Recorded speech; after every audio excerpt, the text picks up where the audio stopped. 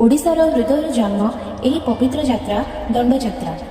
भक्ति अनुशासन आउ परंपरार अद्भुत संगम होछि एही यात्रा।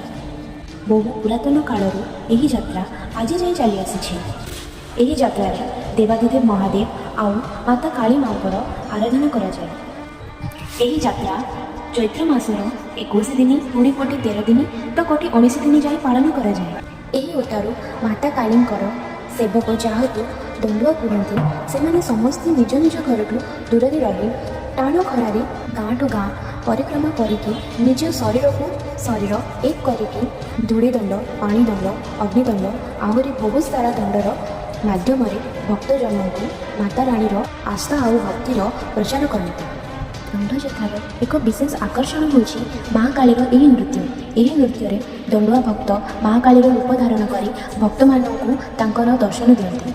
दंडयात्रा एक उत्सव नहीं, एटा होछि ओडिया संस्कृतिर एक जीवनर स्पंदन अटे। एक अद्भुत यात्रा होछि भक्ति अटूट अच्छी, श्रम अपार अच्छी, आउ कला अद्भुत अच्छी। जय मां दंडकाली।